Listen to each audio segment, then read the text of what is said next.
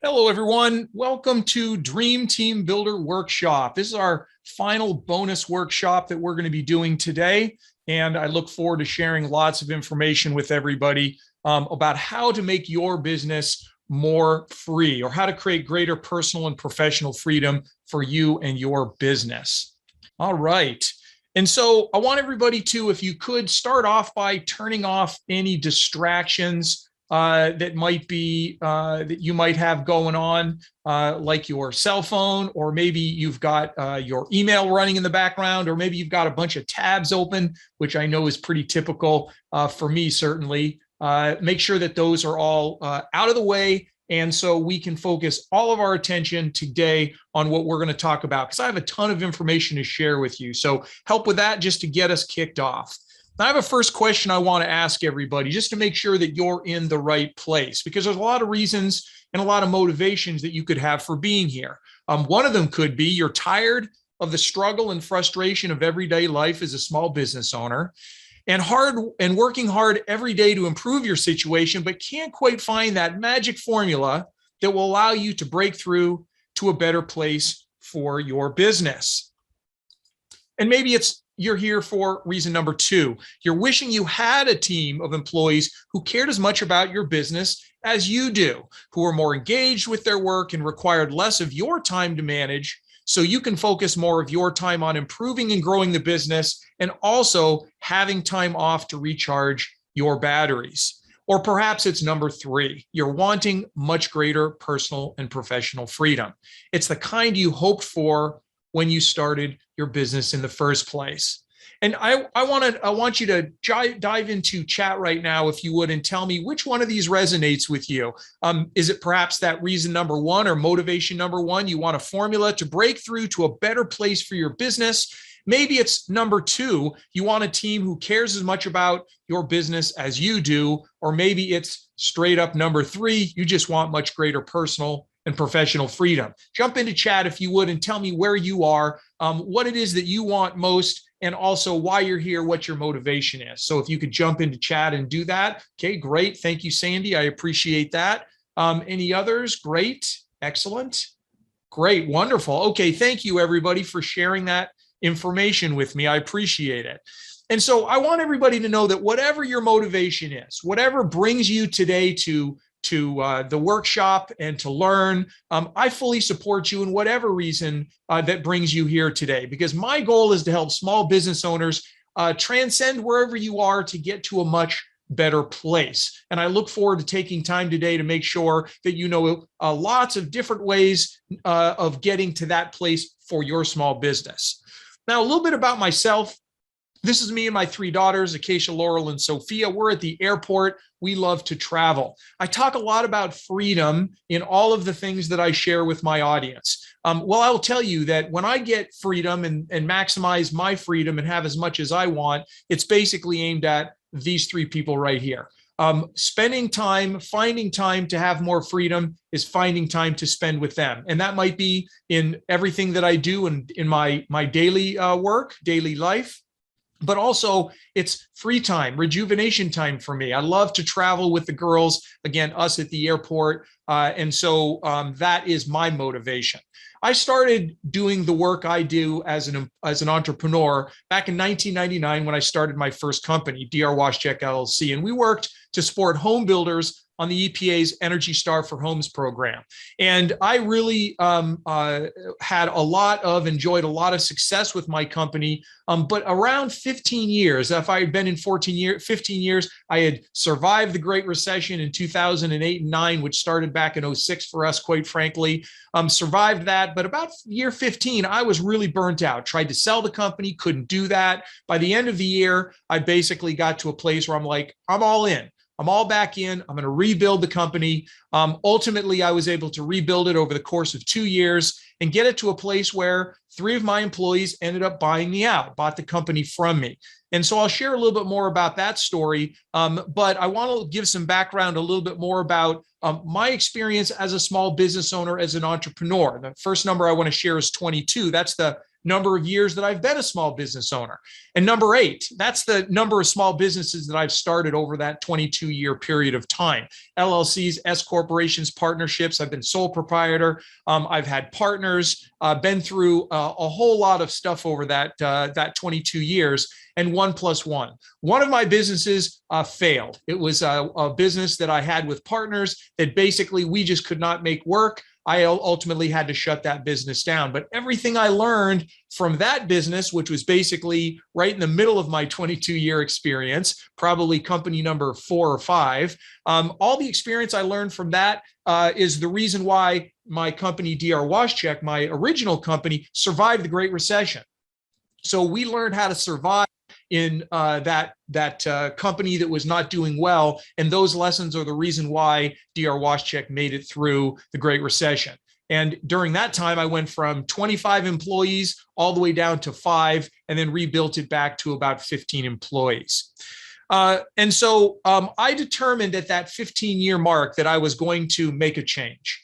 And that's what I want you to do. But I wanted to make a change for myself and start spending time on the things that are going to work for my business, and stop doing those things that were no longer working for my business. And what I did was not necessarily revolutionary. Okay. I applied well-established, time-tested strategies to what I was doing as an entrepreneur. And while I had seen success, I really was able to become much, much more successful and create much, much greater freedom for myself when I started doing the things that I had learned over such a long period of time, the first 15 years, through experience and also a lot of study of what makes businesses work really well. And I was able to grab a lot more freedom for myself, all the way to that place where I ultimately sold to 3 of my employees. I didn't have to sell, but the opportunity was there, and I wanted to be able to move on to things like doing this with you today on coaching and other things that I do. And so ultimately, when I sold, I was able to share the information and want to be able to share the information for all the years I had gained,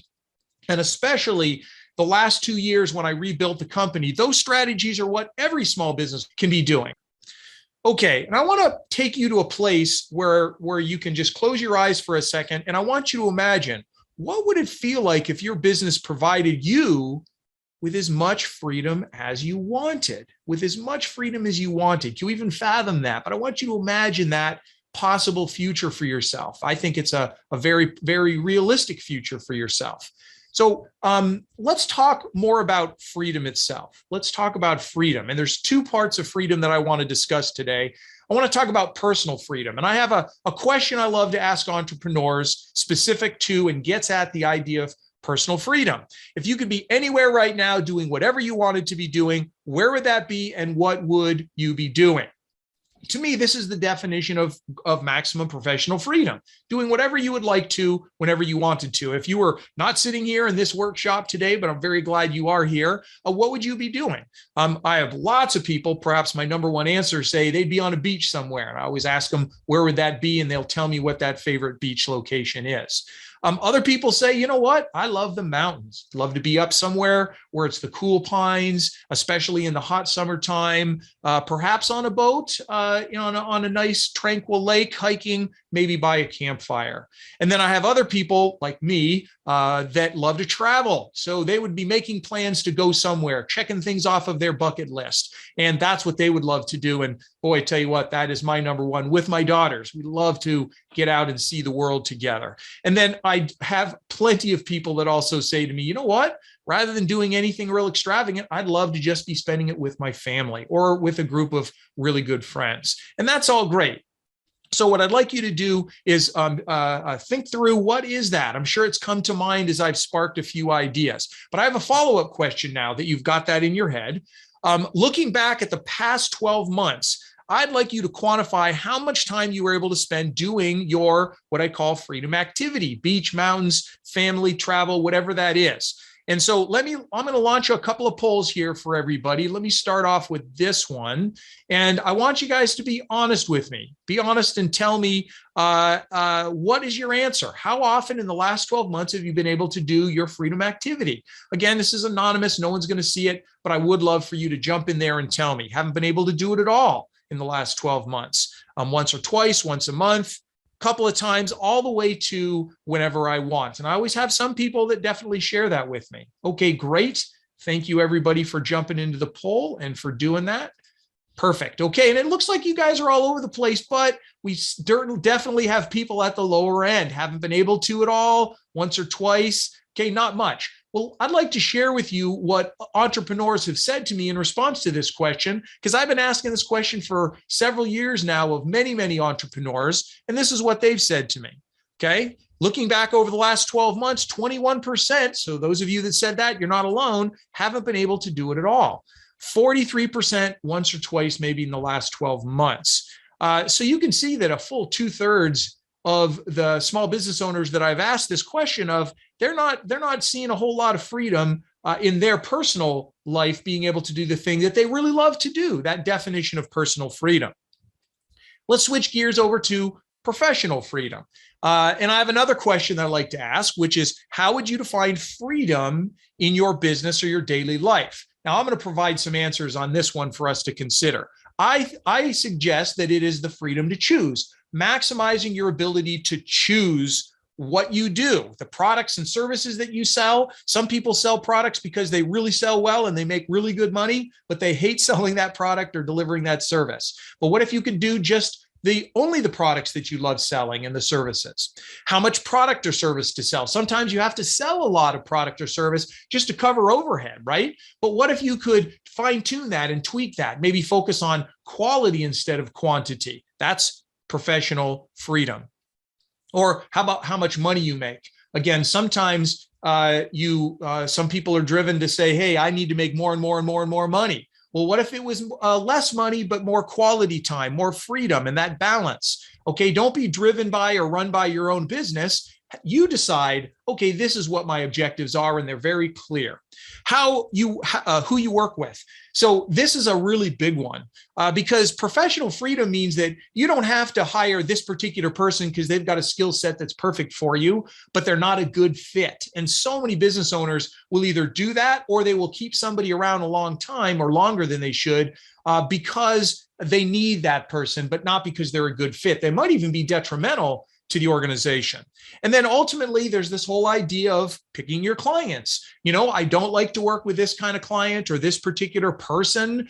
So being able to make that choice, who you work with, both outside your company as clients, but also internally. Big part of professional freedom. When to work, right? I want to work this many days a week. I want to work these hours. And then how you spend your time working. Only working on the things that give you energy, that you love, your unique ability, as Dan Sullivan, strategic coach, likes to call it. The things that really give you energy and drive you. What if you could only spend time doing those things you loved? That would be maximizing your professional freedom. And then, of course, the time spent working versus time off. Being able to choose how much time you take off. That's really a super goal, super objective, and a definition of professional freedom. So I've created a hierarchy called the 4 levels of freedom for small business owners. And at the lower level of this hierarchy is struggle, okay? This is usually the new entrepreneur just starting their business. And struggle sounds a little negative, but when you first start your business, you have a lot of excitement, right? You're working for yourself, making your own decisions. You're no longer working for the man. You decide what to do. You are the master of your own destiny. But you know what? After about 6 months or 12 months, you start to realize, you know what? When I had a job that I just left to start this business, all I worried about was delivering the service or creating the product or whatever it is that I was doing. But now I got to do that and I got to run the business, payroll. I've got to worry about marketing, sales, paying bills, rent, all of that stuff, sweeping the floors, taking out the trash. You are it in everything. Now, maybe you've got an employee, but struggle is a place where you start to realize really quickly that you don't actually own a small business. What you own is a job now. Okay. You own a job. That's really all you've really got. Now, the next level up is what I call competent. Now, you've been in business for a while. You've figured things out. You've got a steady client base, cash flows pretty decent. Maybe still during the off season, it's a little tight on cash flow. But you're better off. You've even hired a few people so you can delegate a few things. Usually it's going to be maybe that accounting to begin with, or hired some more people so that they can help you to deliver the product or service. But you know what? Incompetent, you are very much still in the business. You're delivering services. You are still helping in a big way with the product, perhaps, but you are still very much in the business, even though you've got help. Now, at competent, maybe you have a little bit of time off, but basically a little more time off than struggle. But in the struggle and competent, basically, the only time off you really know you're going to have, and sometimes not even that, is Christmas and Thanksgiving, basically, so you don't have a whole lot of freedom when you're at these two lowest levels. The next level up is what I call experience. Now, experience, there's a tipping point that happens. You move from a place in the lower two levels of basically owning a job to basically becoming a business owner. So at experienced, you now have a more professional staff that helps you. You might even have some department heads that help you to run different areas. You're spending a lot more time working on the business, making it better, improving it than in the business, but you're still very involved in the day-to-day and you're needed. So that means that you really can't take that big time off that you'd love to have, that you're craving, but you can get a week or two off. And when you know that you can take time off and have others do work for you, you start to go, geez, you know what? I'd love to have more of that. That would be something that I think I would love more of. Okay. And so at experienced, you kind of get to this place where you crave that next level. What is that? What is the next level that I can get to? That's the level at the peak that I call freedom to exit.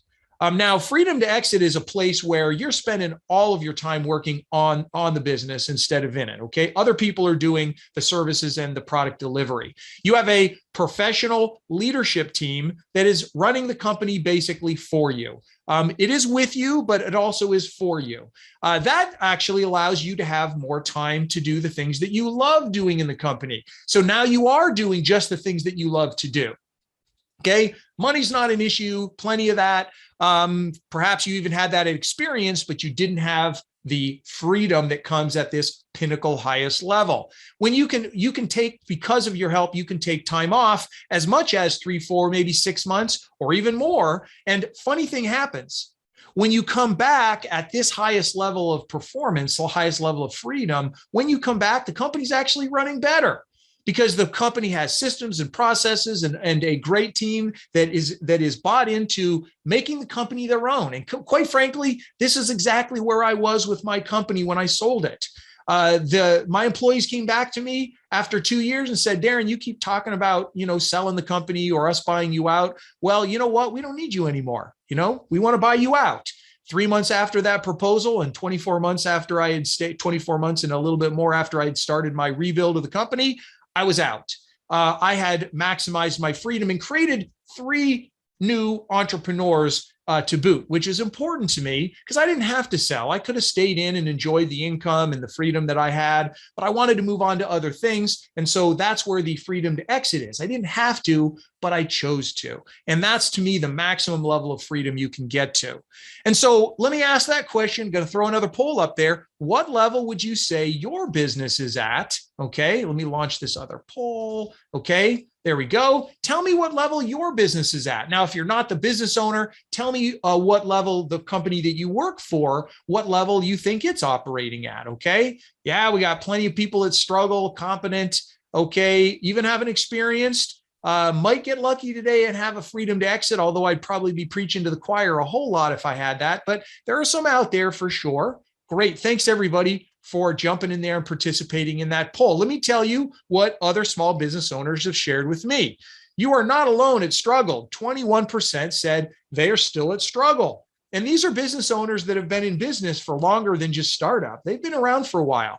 A lot, as you can see, are at that 40, that competent level, but that's the bulk. 2/3 still are at that lowest levels of freedom. And there's plenty of people that move between competent and struggle, depending on what their circumstances are, to be sure. But again, we do have plenty of people that are experienced, almost 1/3, and that rarefied air, rarefied space of freedom to exit. Certainly over time, I've been fortunate enough to have a few people that are at that level. Okay, one more question. How long could your business survive without you, the owner, present? Kind of getting at that that highest level there of freedom. And let me go ahead and launch this final poll so that you can give me your answers directly into the poll. Okay, jump in there and tell me. I hope that you can at least have the weekend off, right? There is no zero answer to this one, so at least the weekend. Less than a week, 1 to 2 weeks, all the way up to a year or more. And believe it or not, I've had people tell me that. I'll share those results, as you can guess, here in just a moment. So yeah, so we got plenty of people that are at less than a week, a fair number at the weekend, 1 to 2 weeks. Okay, great. But certainly you guys are not alone, okay? Let me share with you what other small business owners had to say. So their response was about where you are. I'd say a couple of you guys were right up at that weekend. Thank you for being honest with me. 12% of all those that I've polled. Less than a week, 22%. 1 to 2 weeks, 27%. That's a lot of those experienced folks. So again, we're at that 2/3 spot where most of the people, small business owners I talk to. But we do have a fair number that are at that. They can take up to a month off. That's pretty good. And then we have 8%, which is a pretty good number, that can take all the way to a full year off. That is true freedom. Look, if you can take a year off, you're not needed anymore. That's for sure. But there's a whole lot of small business owners absolutely can't say that, but really would love to be at that place. Okay, so how do you get to that 4th level of freedom, freedom to exit, where your personal and your professional freedom are maximized?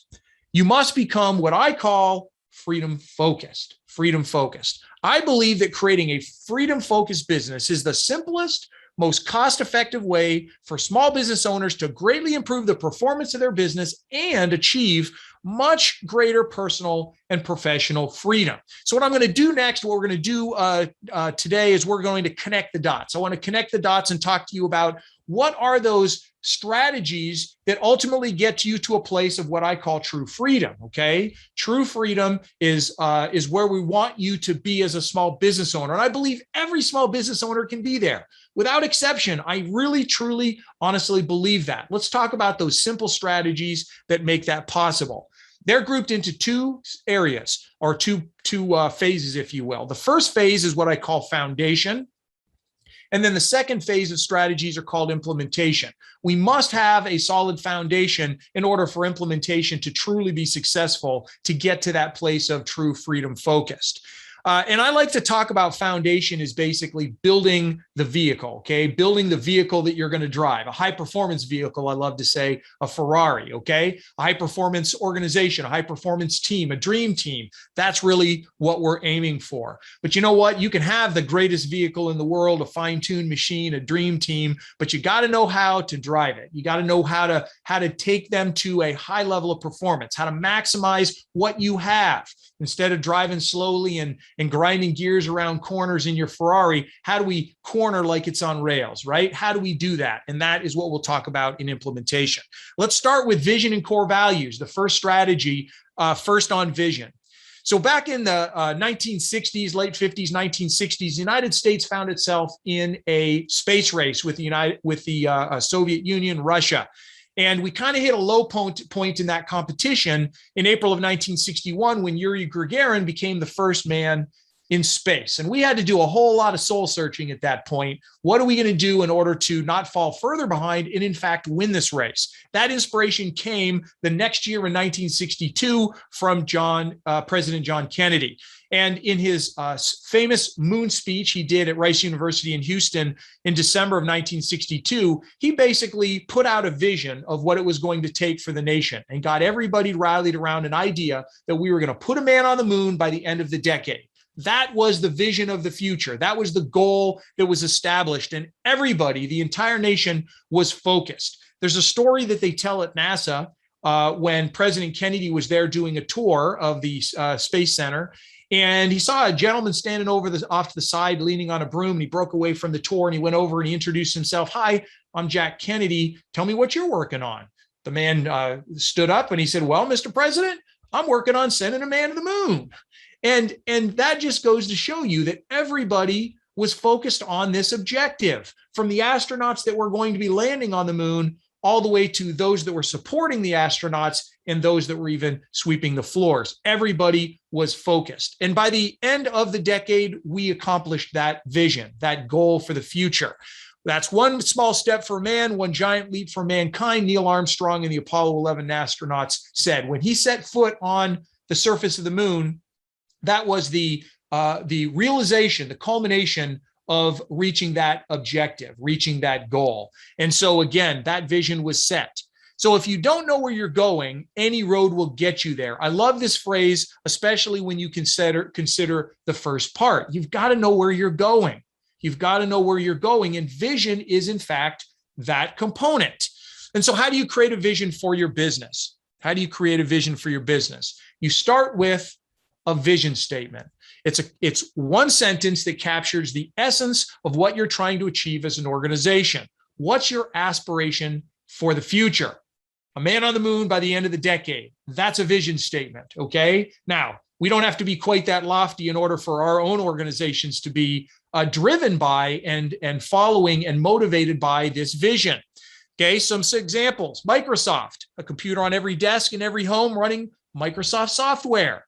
That's the objective and the vision for everybody that's at Microsoft. They are never going to get their Microsoft system in every single computer, but they're going to work really hard every day to make that a reality. So visions don't actually have to be something, they can be absolutely aspirational, okay? There's something to strive for. Southwest Airlines has become the world's most loved, most flown, and most profitable airline. And then Amazon, to be the Earth's most customer-centric company where customers can find and discover anything they might want to buy online. And we know from our own experience that Amazon's got just about everything available online. So that's what their employees work for every day. Southwest Airlines works for every day to fulfill this vision statement, this objective for why we do what we do. And then the other piece that's important is articulating a future state vision. Okay, this describes in 1 or 2 pages what the organization will look like, act like, feel like, and perform like at some point in the future. Your future state vision, 1 or 2 pages, that is written in the present tense as if it's already happened. Because we don't want to talk just about what will happen. We want to talk about as if it's already there. Make it real, make it more tangible. Now, vision gives everybody an opportunity to know what the work they're doing on a day in, day out basis. How does it fit into this larger objective, this vision for the future? And so the future state vision paints that in vivid detail. How many employees are you going to have? What markets are you going to be in? What services are you going to deliver? What revenue are you going to be achieving? Those things are put into that vision statement, again, as if it's already happened. And everybody now knows when they're doing their work on a daily basis, they know that it's all in service of getting to this vision. How I work with everybody else, it's getting to this final vision. If you want to build a ship, don't drum up people to collect wood and don't assign them tasks or work, but rather teach them to long for the endless immensity of the sea. I love this quote speaking directly to the idea of what vision is. Okay, what about core values? So in 1976, Steve Wozniak and Steve Jobs, they founded Apple Computer. And when they started Apple Computer, they set out some core values that were extremely important to them. And one of the most important core values they established was this idea of simplicity. In 1977, the next year, they came out with their first commercially successful product, the Apple II computer. And it was simple to use, simple to operate, and it had a very simple design. It was one of the first computers that had the screen and the CPU and the keyboard all built into one elegant unit. There was only 2 screws in this thing to, when it all went together to put the housing on, to keep that simple as well. Simple, sleek design. We know that to still be the case for the products that we buy from Apple.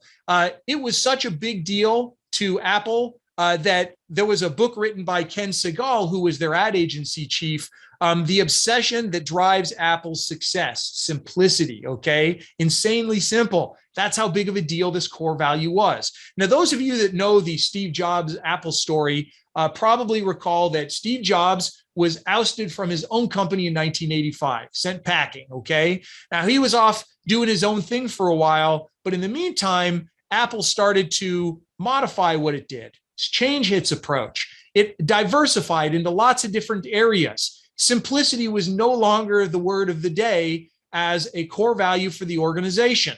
And of course, most of you also know that Apple was really in a bad place. They started to underperform and had fewer and fewer people. Their stock price was dropping significantly, all until about 1997 when Steve Jobs was asked to come back.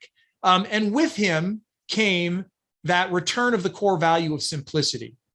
They had 15 product lines when Steve Jobs returned in 1997. By the next year, he had taken all 15 product lines and he had beat it down to just 4: 2 for consumers, desktops and notebooks, and 2 for professionals. He had taken everything and basically brought it down to the spirit of their core value of simplicity to only 4. And most people will credit the iMac that came out in 1998 as being basically the beginning of the start of that historic rise of Apple Computer to what we know they became, all the way to what they are today. But this is an example of what happens when you have a core value, you fall away from it, and then you return to it. Simplicity as a core value. So the 3 key components to core values. One is the core value itself, and that's going to be 5 to 7 words or short phrases that embody what your core values are. I don't like to see more than 7. I've seen as many as 10 by some big organizations, but that's too many. I like 5, and that's what we had at DR WashCheck. We had 5: honesty and integrity, trust and reliability, expertise, professionalism, and leadership. And you know what? When I rolled these out to my team, everybody was pretty excited about these. However, there's a bit of a problem. That is that there's a lot of interpretations of what do you mean by expertise? What do you mean by trust and reliability, professionalism, and leadership? Because those mean different things to different people. But we want to tell everybody, how do you act on that? So the next key component of core values is having an action statement, a short sentence that tells people what to do with that value, how to act on it. So at DR WashCheck, we basically said, always do the right thing. That's what you need to do in order to live the core value of honesty and integrity. Expertise, expand your knowledge. Always look for ways to improve what you do, how you do it. Professional development, key. Okay. But again, you can't even tease that out of expertise, even with the action statement, which really is what everybody does day in and day out. That requires basically one more component in order to make sure core values are fully defined and usable to the maximum for your organization. And that's a narrative, a 1 or 2 paragraphs that describe what the core value means to the organization. It'll include some examples that represent the core value when it's being acted on. Now, DR WashCheck, we had a expertise defined in more detail. We talked about always looking for opportunities to improve what you're doing. But with this greater definition of a narrative, we were making it crystal clear to everybody in our organization, what did we mean by expertise and the other core values? This also was extremely important for conveying this core value to those outside of the organization when we wanted to make sure that we had alignment with those that we were working with, either vendors or, importantly, our clients and our customers. Your core values are a reflection of your internal compass that helps you to navigate through life. If you compromise them, you will be lost. If you honor them, they will always help you to find your way. Core values are that important. The next thing is building a strong team. Now, how do you do that? You use your core values and your vision, but there's more to it than just that. If you could get all the people in your organization rowing in the same direction, you could dominate any industry in any market against any competition at any time. I can't think of a more powerful statement regarding teamwork. Everybody working together, having a strong team, everybody rowing together in sync. And so using vision and core values to create alignment, because that's what is essential about rowing together, all in the same sync. That's alignment. And so let me start off by talking about the very basics, hiring. Because when I started prior to rebuilding my company, I really didn't like really the hiring process. Put an ad out, get some resumes, go through them, see if somebody matches your skill set, then invite them in for interviews, do the best you can, and then hope that you make a good choice at the end of the day when you make your final choice. And you hope they're going to be around and longer than maybe 2 or 3 months. They either leave or you have to let them go, and you have to start the whole thing all over again.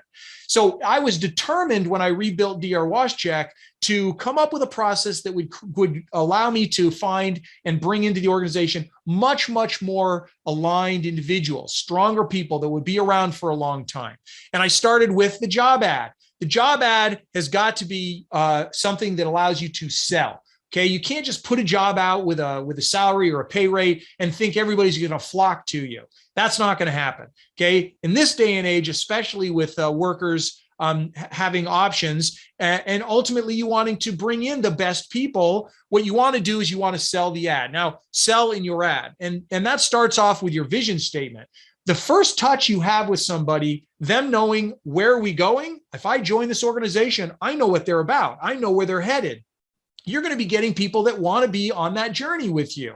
We also put right there in the job ad, again, that first time that they will see you or be introduced to you as an organization, we're going to put out, what do we believe in? What's our culture? What are our core values? So right there, we put that out there. And those core values and the vision and this job done right will act as a filter. People will read that, they will look at it and they will say, hey, this is an organization that I align with. I like where you're going. I like that direction. And I identify with those core values. They resonate with me. But there, of course, might be other people that say, I don't want to go there. And you know what? Those core values are not my core values. And so I'm not going to apply. Perfect. That acted as a filter. We didn't want you to come into the organization if you weren't aligned anyway. And so that's your first filter. The next one is following directions, okay? So we always ask quizzes. We give 2 quizzes, a personality leadership quiz that everybody that wants to join our organization.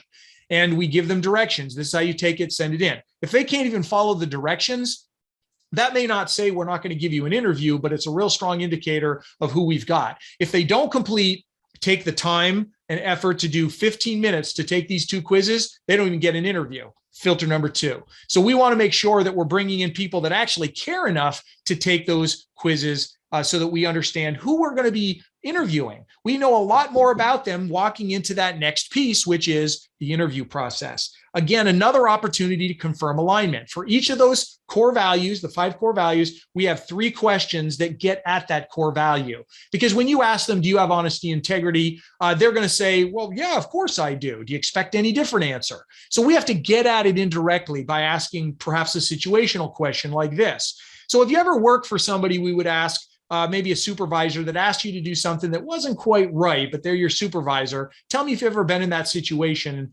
before. And they'll explain a situation. Oh, yeah, I've been there. And then how did you handle it? What did you do? Well, they're my supervisor, so I kind of went along with it. That's not the answer you're really looking for, is it? You want the person that's going to respond. And we certainly had people that said this. I didn't feel comfortable about being asked to do this. It wasn't in alignment with where we were trying to go as an organization. So I went to their superior or the owner of the company, and I shared with them that I was not willing to do this. And you know what? That's the person that you want to be hiring.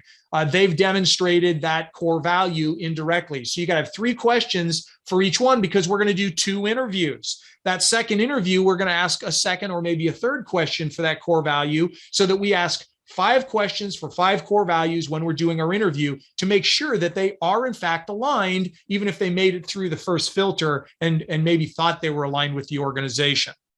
Ultimately, we're trying to figure out with the core values and also the results from the quizzes we take, we're trying to figure out, are you a good fit for the company? Because we want them to be around for a long time and we want them to be a good fit for the organization. Come in and start being productive right away.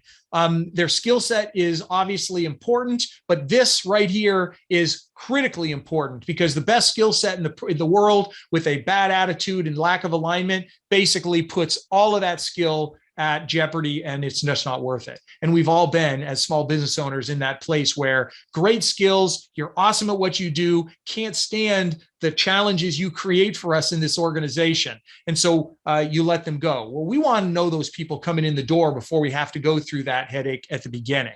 Okay, and then there's the review process. This is that third opportunity for increasing alignment. And I determined when I rebuilt my organization to do a much better job with the review process. So many small business owners don't take advantage of this opportunity whenever you choose to do it. Every 6 months, I did a review. Okay, you could do it once a year, certainly the minimum, or you could do it more often. But it's a chance for you, if you keep it simple, to basically strengthen buy-in, alignment, and your engagement of your employees. And so one of the things we ask in that review, amongst other 3 or 4 questions that are very straightforward, we ask them to grade themselves or describe how they do on the 5 core values for my company, or whatever number you would have.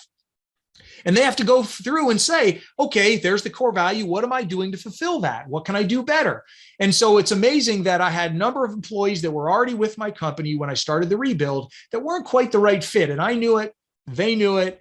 And when I went to the review process, they were, and we put basically the core values right in their face. It's interesting that they got so uncomfortable, and I could tell that about 2 or 3 weeks later, all of a sudden they came to me and said, Darren, I got this offer for another job I'm going to take. I'm really sorry, but I need to leave. And I'd be like, oh, I'm sorry to hear that. Well, I wish you the best. And then they would be on their way. And it's amazing how often that happens, because that lack of alignment, that's where people don't want to be. They don't want to be in a place where they're not aligned. So they'll find their way out, and you will be able to then, I always loved this, instead of it being stressful when somebody would leave, I would look forward to as an opportunity to bring a new person on board.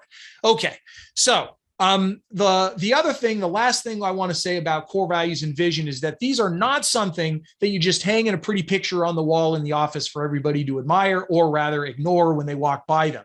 You don't put it in your employee manual to be signed off by the employee and then be forgotten. And you also don't put it on your website on the about page down at the bottom where nobody ever sees it. All of these things need to be pervasive and front and center in your organization. We reinforced them in all the ways I've talked about, from the beginning to the reviews and everything in between, to on our monthly meetings, it was the entire company. We had an agenda item called core values, and we would talk about each core value as an agenda item, and we would rotate through, spending focused time on one of them each meeting. And then we would rotate through. But also people would say other core values would be brought up at that time, saying, hey, John or Jane or Jim, they exhibited this core value, and I want to go hats off to them for doing that. So it's constantly there. And then our leadership team must walk the talk. Okay, so we have to embody as leadership, not just saying, hey, this is a core value, and then we act differently. You must be in alignment as a leadership team, from the owner and everybody else that are exhibiting that core value. If you want to go quickly, go alone. If you want to go far, go together. Again, another powerful statement about teamwork. Okay, so that's the foundation. Once we've built a foundation, we move into implementation, and that begins with goals and KPIs. So you must plan for success in order to achieve your vision. You've set it, but you've got to get there. This is that not any road will get you there, but a very defined road will get you there now that you know where you're going from your vision. And that's all part of goal setting. So we do a very, very specific job of establishing our 3-year goals to get us to that vision. Okay, so we've established what our vision is for the future. We've got our vision statement, which lays out very specifically where we're going to be 5, 10, 3, whatever years into the future. And now we build the goals around that vision statement. That's the 3-year. But then we have 1-year goals that are going to allow us to get to the 3. And then we have quarterly goals that allow us to get to the 1. And the powerful thing about goal setting is that once you've got it very clear in your mind, then you actually, believe it or not, can forget about your long-term goals, at least for the quarter. In the quarter, you're focusing all of your attention and focus on getting those quarterly goals done for those 3 months. And that they're going to get you to your 1 and your 3.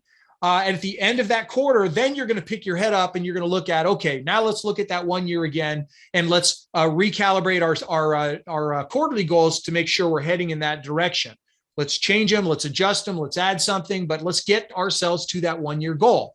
And we don't worry about that 3-year goal until we get to 1 year, and then we will recalibrate that 1-year goal, again, looking at our 3-year goal as well as the end vision. So it's a process. It's a process that's repeated every quarter. At the end of the quarter, you evaluate, reestablish, go again at the end of every year. Again, it's a rinse, wash, repeat, right? Over and over and over again. And so that's what it takes in order to make sure that your goals are truly used. But if you do it in a way that's very structured like this, then you're going to be worried about what's right in front of you right now, knowing confidently that they're all getting you towards this higher vision. Now, key performance indicators are critically important as well. They're the data, the operational and financial measures that have the greatest impact on your business, either positive or negative. And you want to measure those, okay? Now, whereas most of the indicators that we have are about looking backwards, they're a snap and shot looking backwards, key performance indicators done right are an ability for you to actually have a crystal ball and predict where you're going. So at DR WashCheck, we had a handful of key performance indicators, the important metrics that our company needed to keep an eye on in order for us to meet our goals, for us to be successful. So we looked at a whole number of things, including financial data. And once a week, we had somebody assigned to putting that data point into this spreadsheet. And over time, you could see we started to have patterns. And so patterns started to show up. And we knew that if we did something that we could look at the trend line and it would go down, but if we did something differently, it would go up. And now we can use the data from KPIs in order to predict when we do X, we're going to get Y. And now it's a crystal ball. Very, very powerful, very, very key for our success in being more productive, more focused on what we needed to be doing and how we did it. So it was not willy-nilly. It was a very, very data-driven way of looking at operating our business, from KPIs to goals. And the last piece, the last strategy, again, this is simple. I don't have 60 parts to this, 20 parts to this, 15 parts to this. Basically, I've got 4 key elements, the last one being documented processes. Now, the best example of the success of documented processes would be franchises. And McDonald's was started in 1953. Actually, their first franchise was in 1953. Ray Kroc came on the next year in 54, and he was a process and documented process procedure master. You might recall from stories that they created Hamburger University, right? That's where all of the new franchisees or the new people that joined a franchise, they would go and they would learn all the processes and procedures that you need to follow in order to be successful. By having a business that is like a franchise, it's what we call automated. Again, it's more important to have, with the process, it's more important to have key people that are in alignment, that have the right core values, that are on board for your vision. You put the right people into the processes and procedures, they will be successful. That's how franchises, the truly successful ones, really are. They've got everything documented. And you as a business owner, you may be working on your business, but if you ever want to step away, you've got to have something that documents the processes that you follow so that when you step out, somebody can step into your shoes and keep doing what you would otherwise be doing. When you lose somebody, that's key. If you've got a process for everything they've done, then it's a lot easier to bring a new person in, focusing on the person rather than a perfect skill set, plug them in, and they can really do very, very well for you. And this is how you reduce the stress of replacing somebody when you do need to do it. So that first chunk, the first phase is foundation. And in the foundation phase, that's part of what I share with everybody in my Dream Team Builder course, of which we're focusing our time today on. The second component, implementation, is what I teach in my Freedom Builder course. And so I have a simple question for you. Now that we've gone through the strategies that I followed, is simple, straightforward, tried and true processes. I'd like to know, would you be interested in me helping you to become more freedom focused, your organization? Move you from A, which is frustration and struggle, where I was, where you may be, to a place of much greater freedom, B. If you are interested in this, we have some options, okay? Option 1, if you want to get to greater freedom, is basically you could try to find greater freedom on your own without a clear strategy, but you're going to run a big risk of being in the same place next year. And again, we've all had dreams ultimately to realize a year later we're still in the same place. Option 2 is you could get the help of a one-on-one coach who will charge you thousands of dollars and typically require an ongoing engagement, because a lot of coaches have a system. like mine, but they're often very difficult, right? They're more complex, they're more complicated. And so you need a coach in order to hold your hand to go through that. And of course, you have to pay for that in order to do it. That is absolutely an option. The other option is you can 100% commit to a proven program that can be implemented without a coach in your own time frame for a fraction of the cost, because we ultimately want you to finally get to that place of freedom. So if option 3 is one that looks best to you, that's of greatest interest, I want to invite you to be a part of my founders class for the Dream Team Builder. Now, Dream Team Builder is a simple, cost-effective online training program built just for small business owners that shows you how to implement well-established, time-tested strategies for building a dream team of employees who are highly engaged, enthusiastic, and motivated to take your small business to a higher level of performance. And at the same time, creating much greater personal professional freedom for you, the owner. Now, inside Dream Team Builder, these are the things that you're going to achieve. One, you're going to establish a crystal clear vision for the future of your business. We'll make sure that you have that. Clearly define the core values for your business. If you don't have them already, we're going to make sure that you have those, because if you don't have them, you can't take advantage of all the things that we talked about that core values do for you. You're going to learn how to use valuable data to create a much greater confidence in your hiring decisions. I talked a little bit about the data. I'm going to share with you exactly what it is that data looks like inside of Dream Team Builder.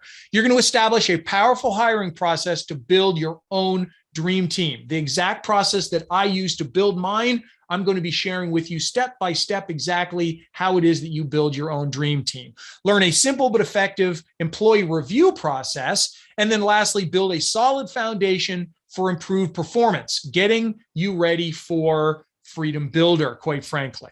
Okay, now there's 5 modules inside of Dream Team Builder. Module 1 is getting to know you. This is that process of delivering the personality and the leadership style quiz and how to use all that data in order to know exactly who you have, both externally, who you're bringing in, but also internally for your organization.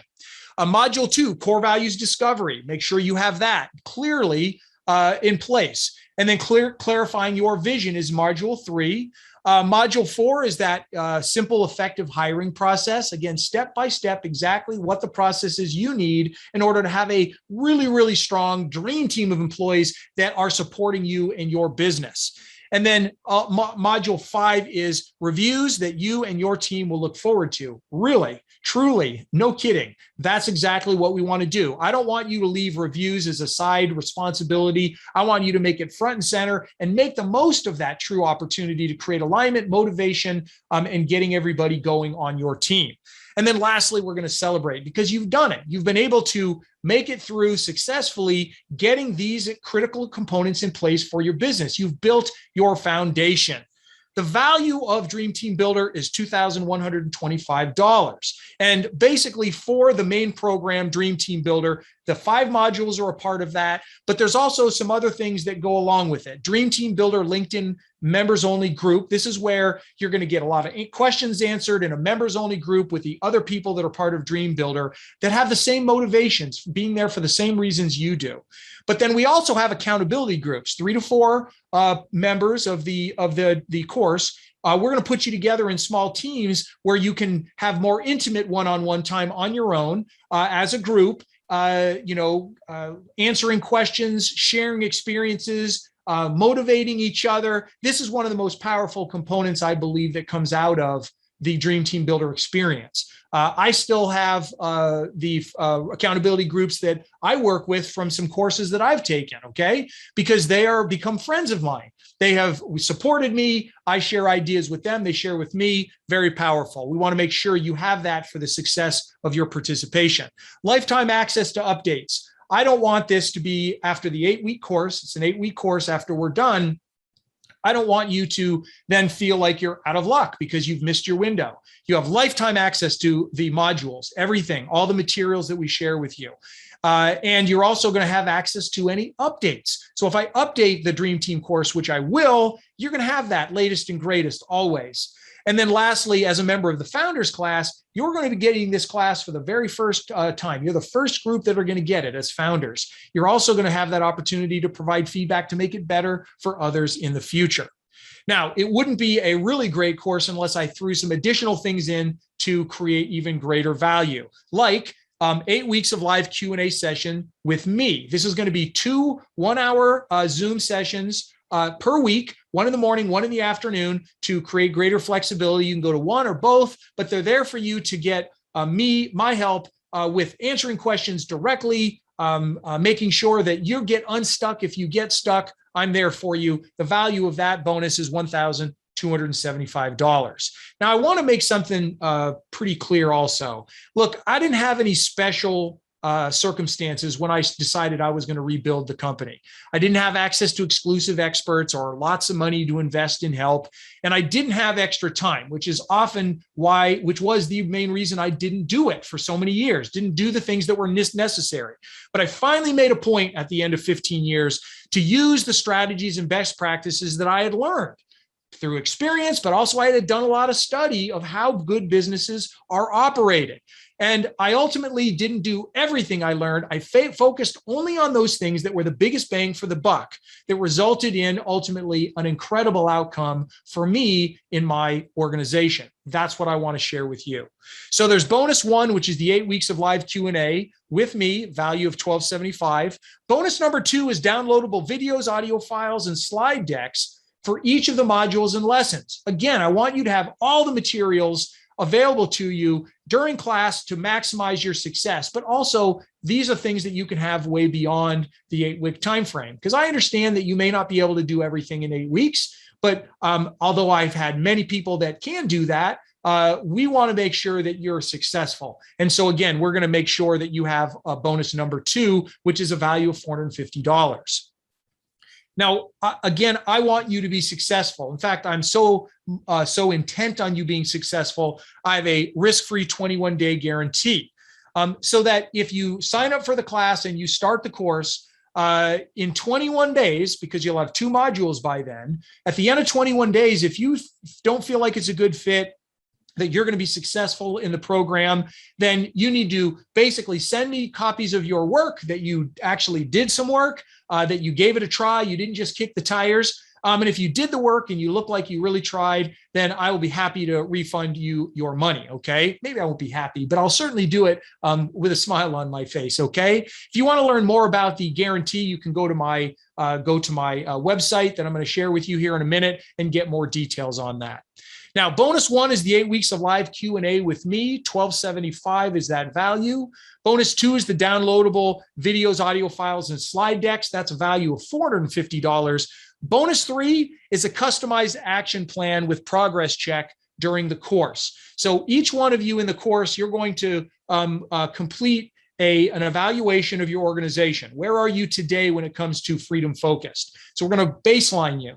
Then during the course, what we're going to do is we're going to be checking on your progress. Actually, Brittany, who works with me, she's going to be watching and making additions to your document, because it's a shared action plan that I'm going to create for you of exactly what it takes for you to get from where you are to becoming freedom focused. And that's a Google sheet that we will share. And we'll put dates and check marks as you go through that during the time of the course to really provide that feedback that, yes, we're making progress and things are going well for us as we march through. We want to support you on that. Now, that for all the time and effort we put together on that, that's $1,125 additional. So with the Builder Core, the Dream Team Builder Core program, plus the 3 bonuses, the total value, $4,975. Now, I can absolutely, and I have no problem charging $49.75 because I know that there's that much value in the course. In fact, I want to share something with you. This was research that I just wrote about in an article that basically the cost to replace an employee that you don't hire correctly from the beginning, that's not aligned, the cost to replace an employee that is $30,000 or less in salary is $5,000.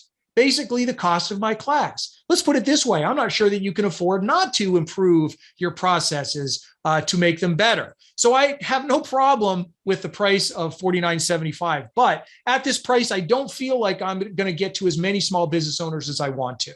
And so the real price for the course, in order to get it to as many small businesses as possible with no excuses that I can't afford that, is $12.75. So this is the price that I believe everybody can jump in and join in the class. Now, some people can't probably put out or may not be able to put out that payment of $12.75 right now. But that's, again, I want to make sure that it's something that's available to you in perhaps a 3-payment plan. So now instead of $12.75, you can just get started with a payment of $4.89.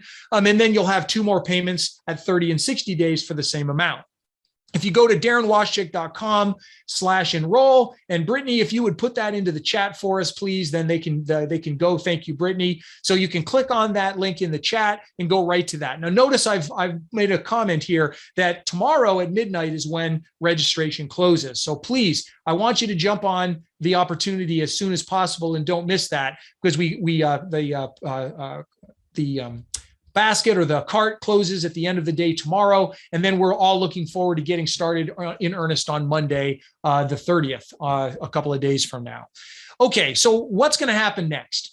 If you decide that you're going to enroll, you hit the enroll button and you're going to find yourself on this page right here. This is the page, the sales page for Dream Team Builder Founders Class. And if you click on one of the enroll buttons right at the top, it's going to take you to the sales area for the page. That's where you can pick your choice if you want to do a 3-pay or the single pay for a little bit of a savings at $12.75. Once you've clicked that, it's going to take you to the shopping cart. This is where you're going to add all your information for the course. So we have it and we know all of your information, including creating a password. Because you've created a password for your account, you've effectively created your account, you're going to go right into your account. And so you'll be taken right here to your library, and you'll see that Dream Team Builder is already loaded in there. Now, if you click on the view the course, you can actually look inside Dream Team Builder. You can see each of the modules that we just talked about. Now, the only thing is that you can't actually access the modules because the class doesn't start, as I've already mentioned, until Monday, August 30th. On Monday, August 30th, you're going to get an email, and it's going to basically say, we are now open. The first module has been released, but only the first one. We do what's called a drip release. We're going to release it every 2 weeks. We're going to release a module. Lots of reasons. We don't want you to be overwhelmed and feel like you got to do all the course at one time. We want to give you 2 weeks where you can focus on what is required. There'll be lessons, and there's going to be homework that you're going to need to do inside in order to create all the things we've talked about. And so we want to give you 2 weeks. And after 2 weeks, then we will release module 2. So gradually, we're going to release the modules over time. Now, if you go into the enroll page, the sales page, and you go down to the frequently asked questions, and you'll see that there's questions about how long does it take. If you go in there, you can download this schedule. And the schedule is going to have the releases, and it's going to have the times and the dates for the live Q&A session. So you can see next week, we've already got a Q&A session scheduled for Tuesday in the afternoon, Thursday in the morning. And if you download this schedule, you can see the entire schedule for the 8 weeks of the course. Now, again, what I'm really hoping for is don't forget the deadline because by the end of the day tomorrow, we want you to either do your 3-pay or single pay, jump in, go to darrenwaschik.com/enroll, and that's where you're going to be able to join me next Tuesday. Really want to make sure that you as a small business owner have all of the information. Now, I have a few people that say, okay, so this is Dream Team Builder, but does that mean I have to do Freedom Builder? Well, Freedom Builder is, again, the driver's manual for your dream team. We want you to be able to build your dream team. And if you wanted to stop there, that would be great because there's so much information that you're going to get out of Dream Team Builder. But we want you to do Freedom Builder, but that's going to come next year. And that's going to be that last piece that tells you, okay, this is how I get to freedom focused, how I get to true freedom. But we're focused on Dream Team Builder now, and it stands by itself. If that's all that you want to do is just make sure you have the strongest team possible that's working for you, aligned, helping you to build your business and creating greater freedom for yourself. Okay. So don't forget that what you're getting inside of Dream Team Builder is your vision, your core values. You're going to learn how to use data in order to not guess, but know the people that you're bringing into your organization, as well as those that you already have in your organization. You're going to learn that hiring process. You're going to learn how to do the employee review process in a very simple, effective way. And then also you're going to build that solid foundation. So again, I want to go back to your motivations. Okay. You're tired of the struggle and the frustration of everyday life as a small business owner. Perhaps that's you, and that's what you want to get over. Or maybe that was reason two, that you want to make a change, make a difference. You want that dream team of employees, a team of employees that is a dream team that cares as much about your business as you do.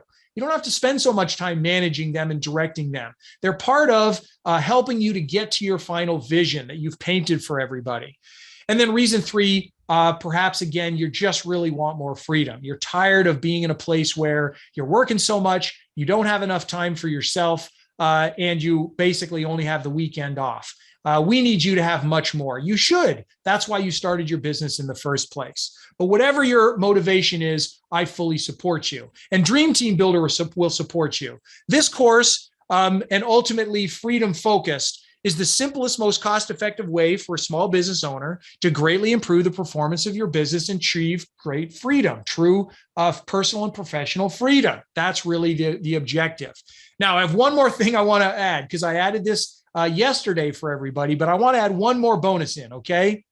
That is 1 hour of one-on-one session with me. So not with anybody else, not a group setting, one-on-one with me. When we're all finished with the course, I want to be able to give you 1 hour of time where we can answer anything that wasn't answered already, and you get that one-on-one personal attention. That's a $525 value, which means that in fact, the total value is $5,500. But remember, the price for you is still, even with this bonus thrown in, $1,275, either as $489 3 pay or $1,275 as a single pay.